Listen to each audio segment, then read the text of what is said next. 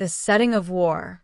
The conflict between the Philistines and the Israelites was not merely territorial. It was cultural, spiritual, and deeply strategic. The Philistines were a warrior people, organized, militarily disciplined, and technologically advanced for their time. They had mastered ironworking and were specialists in the art of combat. Israel, on the other hand, was still solidifying its identity as a nation under the reign of King Saul. When the Philistine threat became imminent, Saul gathered his men and marched toward the hill country near the Valley of Elah. There, both armies positioned themselves with calculated strategy. Israel took one hill, the Philistines occupied the opposite ridge, and between them lay the valley, an open stretch of land, exposed, vulnerable, a silent corridor waiting for bloodshed. That was where the battle was supposed to happen. But before swords ever clashed, something unexpected shifted the entire dynamic of the conflict. The valley became the stage for a psychological war. The appearance of the giant. From the Philistine camp emerged a figure that seemed almost unreal, a man who looked as though he belonged to legend rather than history. His name was Goliath, from the city of Gath. His height was staggering, nearly 9.5 feet tall. His body was encased in bronze armor weighing well over 100 pounds. His helmet gleamed beneath the sun. Bronze greaves shielded his legs like metal pillars. The shaft of his spear was thick and imposing, tipped with iron that caught the light like a blade of fire.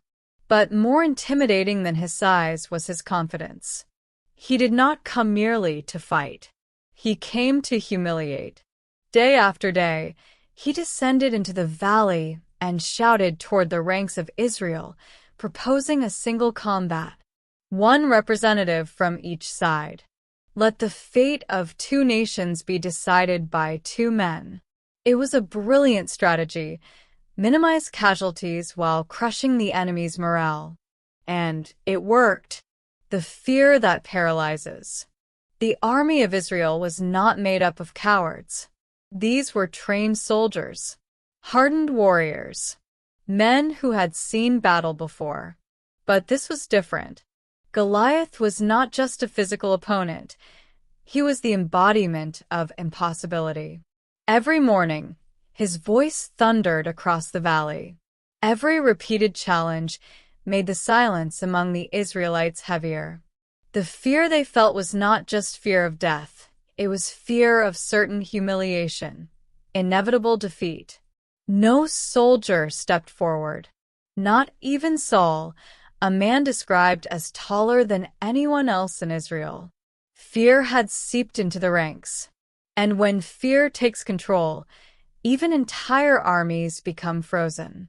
The introduction of David. Far from the tension of the battlefield, in the quiet of the fields, was David, the youngest of 8 sons of Jesse. Too young to be enlisted. His responsibility was different. He tended his father's sheep. But the fields were their own kind of training ground. Alone, David faced predators. Lions, bears, creatures that threatened the flock. He did not run. He defended. And there, in the anonymity of the pasturelands, he developed something no battlefield could teach: total dependence on God. David was not shaped by war. He was shaped by faith. When his father sent him to the front lines simply to deliver supplies to his brothers and bring back news, David had no idea he was walking toward the moment that would alter his life and the future of Israel forever. A clash of perspectives.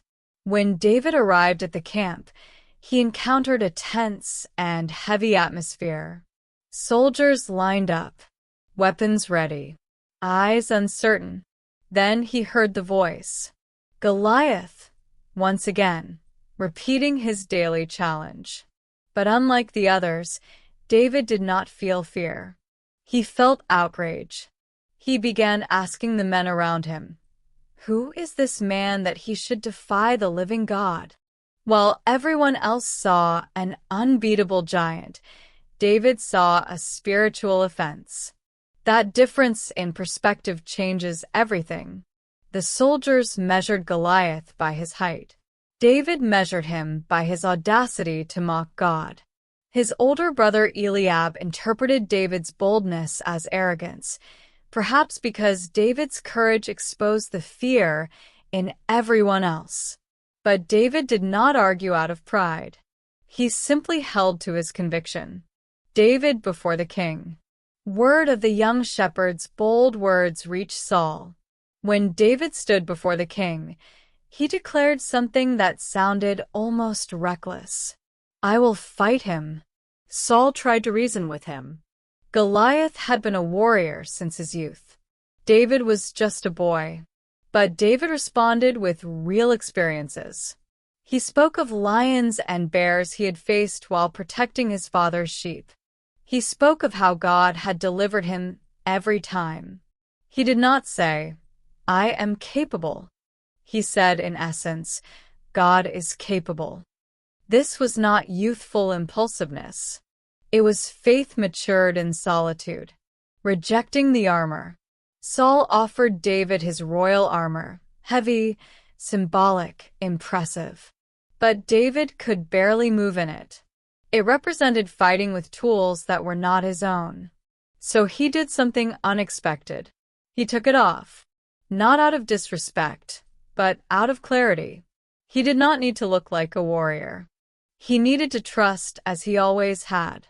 He went down to the brook and carefully selected 5 smooth stones. He took his sling, and alone, he walked toward the valley. Every step forward was a contrast between faith and intimidation. The final confrontation. When Goliath saw the young shepherd approaching, he looked at him with contempt. The physical contrast was undeniable. He mocked him. But David answered with words that would echo through history. "You come against me with sword and spear, but I come against you in the name of the Lord of hosts." When Goliath advanced, David did not retreat. He ran forward. In one fluid motion practiced since childhood, he placed a stone in his sling, spun it, and released. The stone struck the giant squarely in the forehead. The impact was immediate. Goliath fell. There was no second exchange. No drawn-out duel. It was swift, decisive, and eerily silent after the thud of a collapsing giant. The turning of the battle.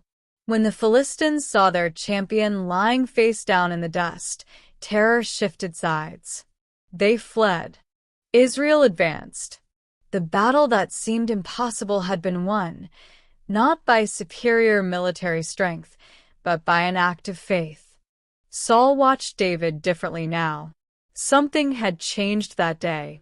Not just the outcome of a battle, but the future of leadership in Israel. The central message. The story of David and Goliath is more than a young shepherd defeating a giant. It is about perspective. For many, Goliath was too big to defeat. For David, he was too big to miss. The giants in our lives take many forms: crises, fears, pressures, overwhelming challenges that seem impossible to overcome. The question is not whether giants exist.